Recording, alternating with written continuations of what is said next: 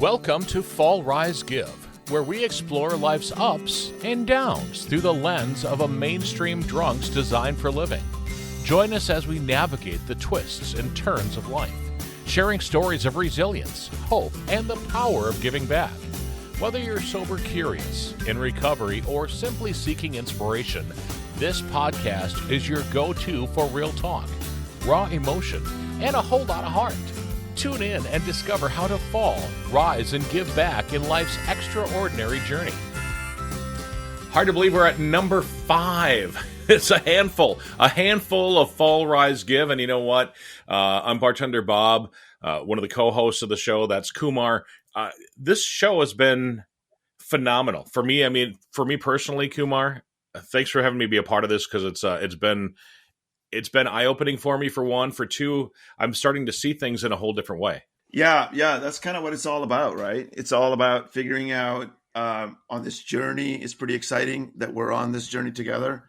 I think what they say is like you teach what you need to learn as well, right? And so we're not here to teach people, but we're just having a dialogue on certain topics and certain things that we think we have some insights on. And it's pretty exciting to be part of this journey, and it's going to be incredible once we get some more content and some more insights, and we digging deeper into these topics. You know, one thing we need to do is remind people about the website. It's fallrisegive.com. There's a little information there. You can also follow us. You know, let's talk a little bit about intuition today, because it seems as though a lot of people have different views on intuition. Sometimes people think it's like a higher power. Sometimes people think that it's just something that pops into their head. Sometimes people think that intuition sometimes maybe, quote, planned, but it really truly is just something that, for me, it's something that pops into my head. You know what I mean?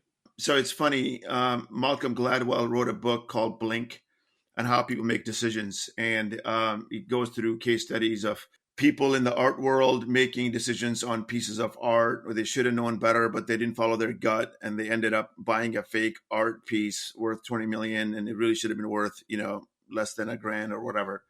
And so people have intuition. We all have intuition. There's rational components of it. There's a professor at Harvard that talks about the rational side of intuition and how intuition is based on a bunch of information that you have that doesn't fit into a nice tidy box of, let's say, business or interactions or relationships or religious stuff. It fits in across multiple areas, multiple topical areas, and then it's kind of your gut feeling is what we call it. And there's also been research showing that your brain is not only in your head, it is in your heart and also in your gut. And so there's been studies that say that people who don't have good gut health tend to have depression and things like that. So, so they talk about the gut. They're actually talking about intuition slash, parts of your mind that's in your gut. So mind is in 3 places, like I said. And intuition is kind of the key to try to figure out your purpose. We talked about setting goals, figuring out your purpose, starts with self-acceptance, sets up with kind of creating a vision for yourself, figuring out what you want, why you want it. And we often don't know what we want. We think we know what we want, but it doesn't really come as a whole picture. I think if God or somebody from the mountaintop comes down and tells you, here's your purpose, Bob, here's your purpose, Kumar, it might be too big for us to handle, right? And it's like, right. Oh my God, how am I going to handle this? And so I think that doctrine, I think it's kind of life is an interesting piece. It's just we're given a puzzle at a time, step at a time. We're supposed to go figure it out ourselves and kind of put together the pieces and put together the puzzles and end up to kind of where we're supposed to end up. You mentioned something early in the conversation, or you mentioned the word gut. And I've actually known a couple of people that have been on a couple of the game shows. A friend of mine was on Jeopardy. I knew somebody that was on Who Wants to Be a Millionaire. And both of them said that you go with your gut. When they're up there answering the question, they might know it. And to go with their gut, a lot of times more so than their head, more so than their heart, more so than anything else, in order to get that right. And I've gone in my life, when I've gone with my gut more often than not, it's tend to work for me, more so than if I try to think something through, or if I try to, go with my heart. Sometimes the gut more than anything else. Yeah, I think they talked about case studies with police officers following their gut on a particular crime scene or figuring out exactly what they want to do. When they follow that gut, um, the gut instincts, they tend to figure out the right solutions. Yeah, I'm going to start out with a little quote today, Bob. It's kind of a long quote. It's probably one of the best things that I've ever read in my life. And so it's from Albert Einstein. And he says, I didn't arrive at my understanding of the fundamentals laws of the universe through my rational mind. Concerning matter, we have been all wrong. What we have called matter is energy, whose vibration has been so lowered as to be perceptible to the senses. Matter is spirit reduced to a point of visibility. There is no matter. He goes on to say, time and space are not conditions in which we live, but modes by which we think. Physical concepts are free creations of the human mind and are not, however, as it may seem, determined by the external world. I think 99 times and I find nothing. I stop thinking. I swim in silence and the truth comes to me. So here's the key part of this, Bob. The intellect has little to do on the road to discovery. There comes a leap in consciousness. The key word there is consciousness. Call it intuition or what you will. The solution comes to you and you don't know how or why. So the human experience himself, his thoughts and feelings, as we know, were separated by a kind of optical delusion of consciousness. This delusion is a kind of a prison for us, restricting us to our personal desires and affection for a few persons nearest to us. Our task must be to free ourselves from this prison by widening our circle of compassion to embrace all living creatures and the whole of nature in its beauty. So he goes on to go on. We'll talk about this quote a little bit longer in the future, but really through imagination, through following his gut instincts, not only him, but a lot of physicists and a lot of scientists have been able to come up with discoveries. So science and spirituality, in my mind, do actually work together. Yeah, I would have to agree with you there. The best part of that quote to me is in silence, the truth comes out, or the truth comes to me, and that is how I make a lot of my decisions. I know that sounds silly, and it sounds like you think I'm just pulling your leg or whatever, but honestly, if I'm having an issue or I'm having a problem, if I think on it and, either on my hammock or sitting on the deck or right before I fall asleep, when I wake up or get up or start moving around from whatever it was that I was doing, as long as I was in that silence for a little bit, a lot of times the solutions to a lot of the problems that I have personally and, in my life, they come to me, the solutions come to me just after it. I don't know because I don't call it meditating for me. I know that we've talked about meditation and whatnot. I don't really meditate, but I do spend a lot of time just within myself and thinking about and thinking about things myself, but I don't call it meditation. Yeah, I think meditation comes in many forms. There's multitude of ways. There's apps now that can help you get into a certain vibration level, a certain ways of in tune with yourself, sounds. You go in nature. It's very meditative to be in nature.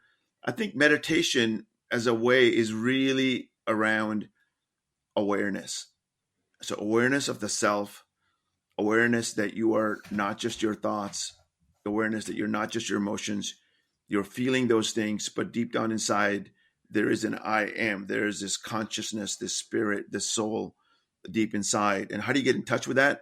In whatever form that you have. Silence is one way. He goes on to say some interesting things. I want to keep reading on this. So again, Einstein, the more I learn of physics, the more I'm drawn to metaphysics.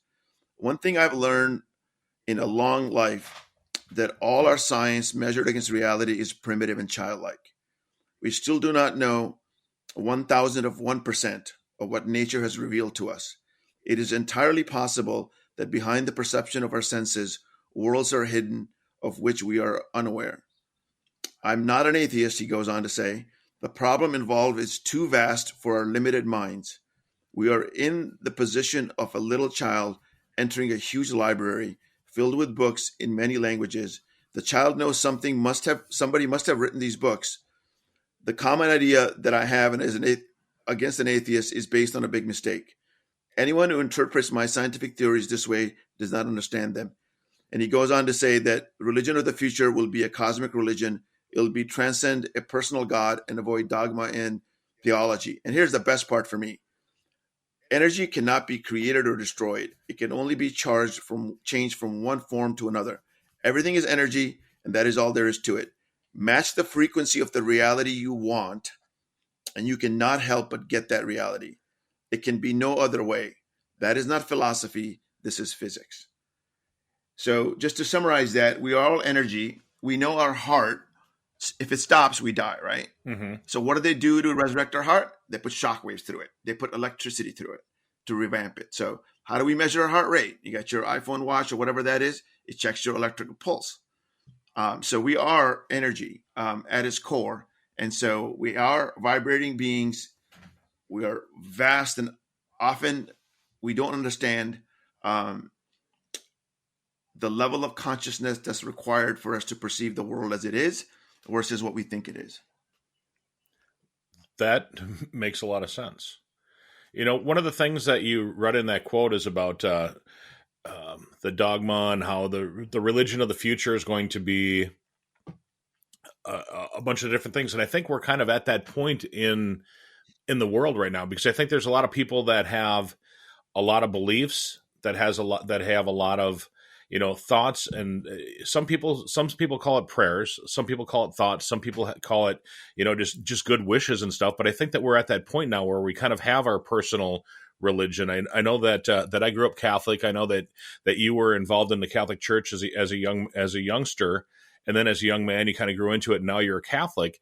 But I believe, at least from our conversations that we've had recently, that even though I was raised Catholic, and even though I have a lot of the Catholic fundamentals within my thought processes, the fact that I don't go to church anymore, but I do think that I'm spiritual. I do think that I'm religious. I do think that I try to live by the golden rule and doing the right thing.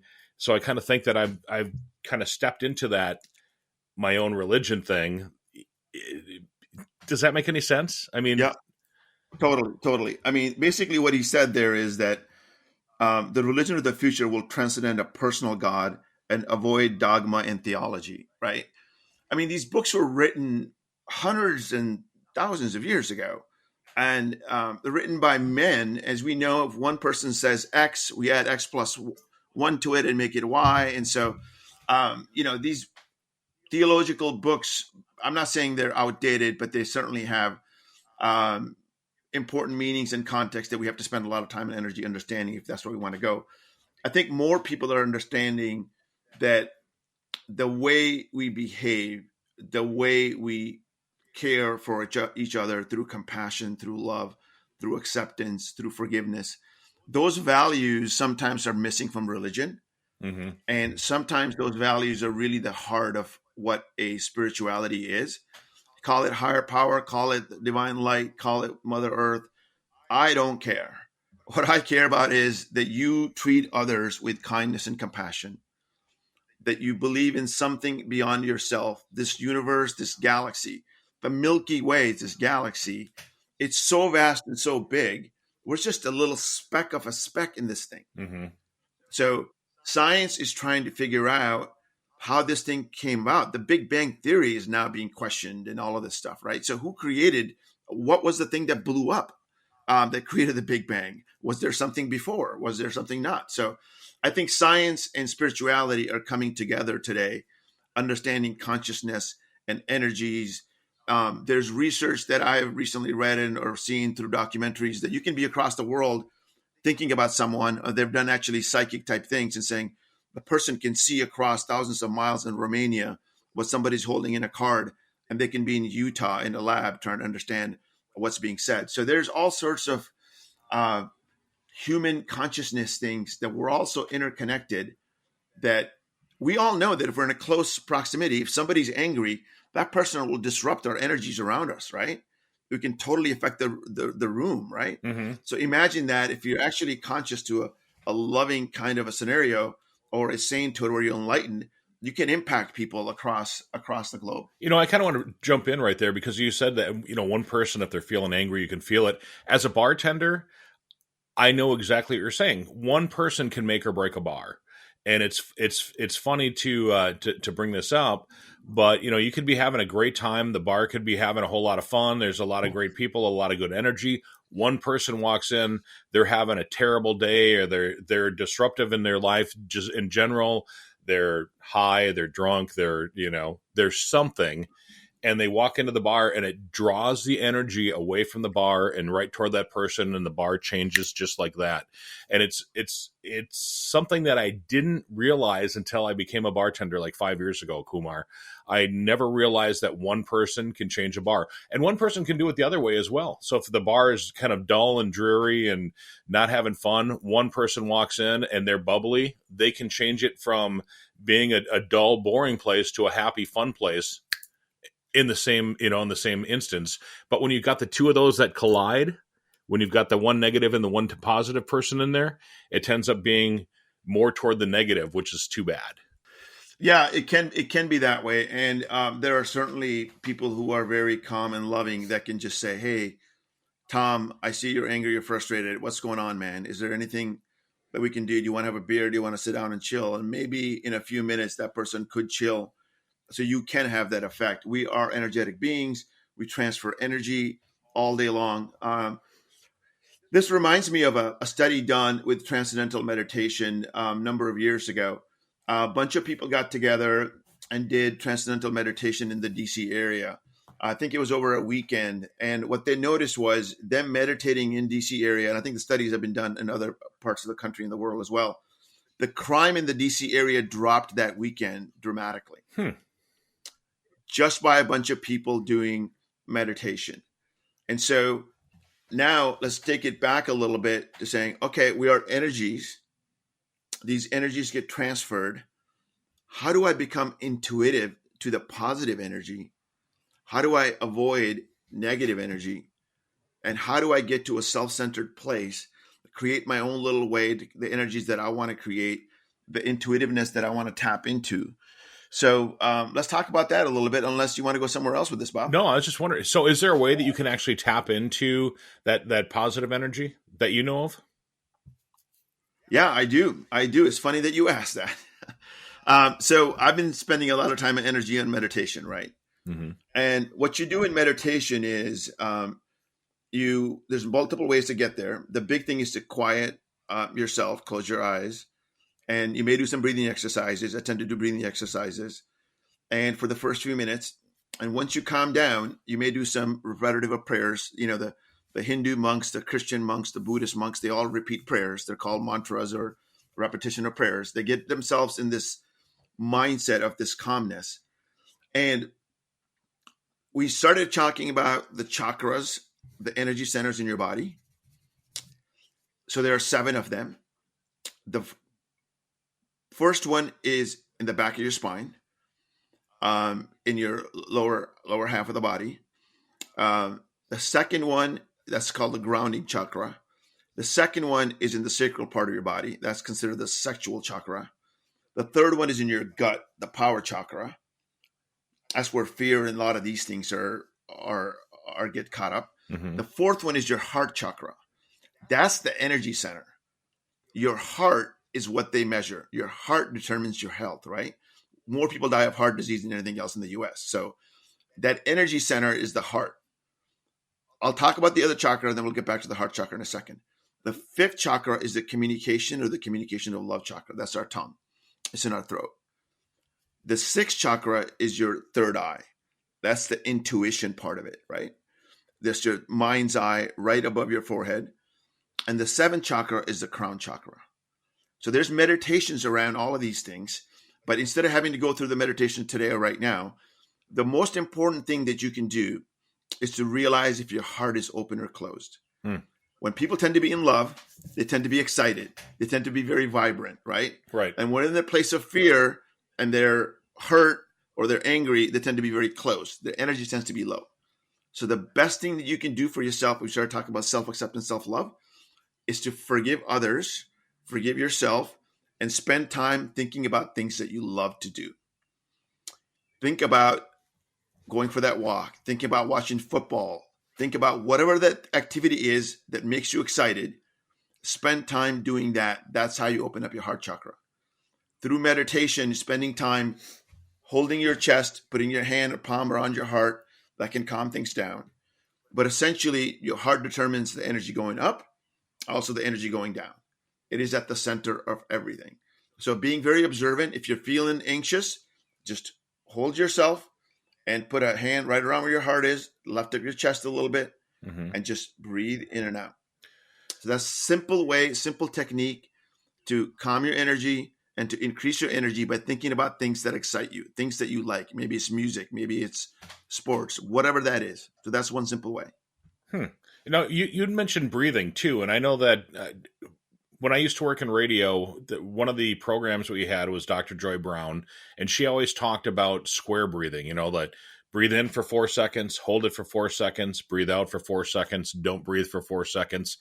And she said to do that for a couple of minutes and it'll calm you down. And I know that when I first heard of this, I thought, what kind of hookah baluka is this, And then I tried it and it honestly works well.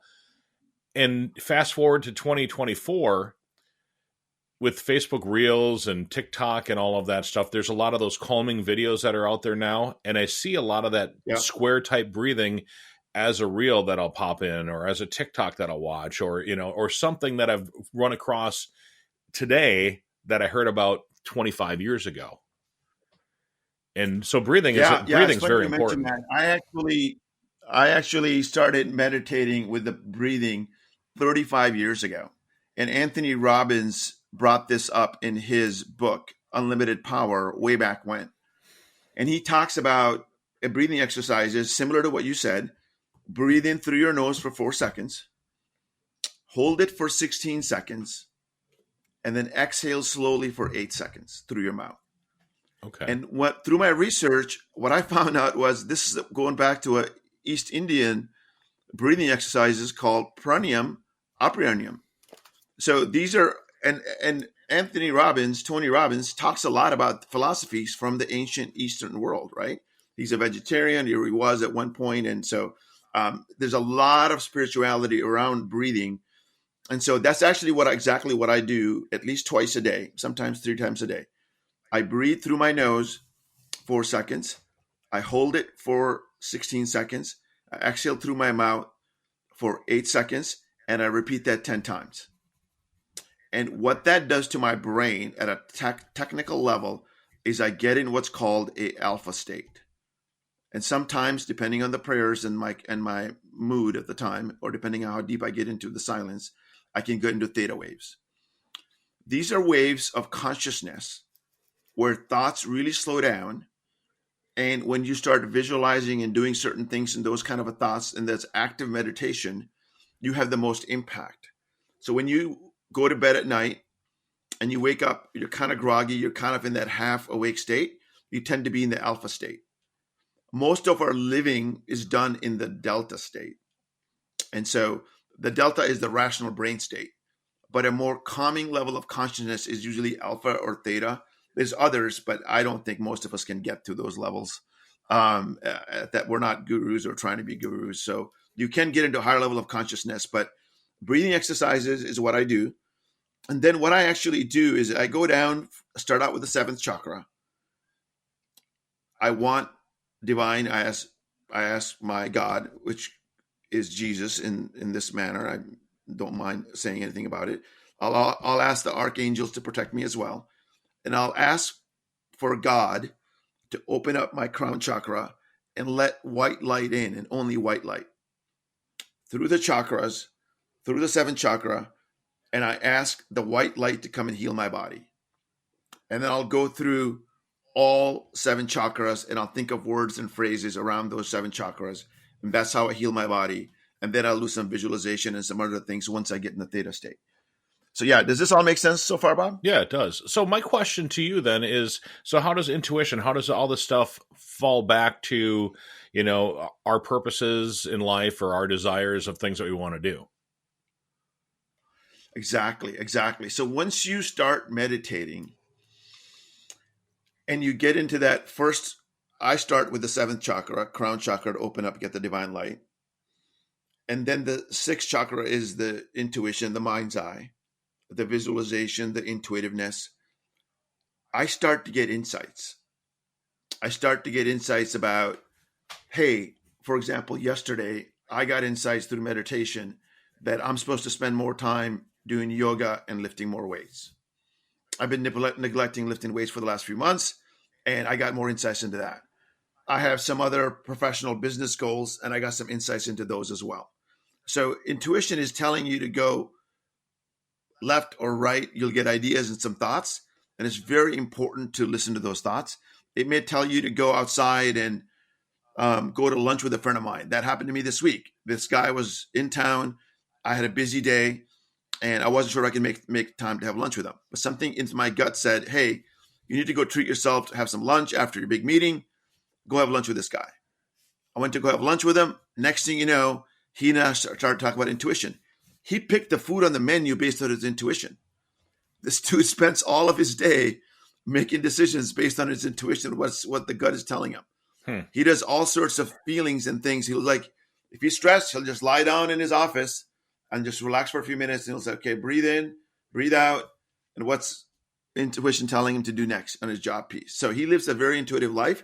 I had no idea until I had lunch with that guy.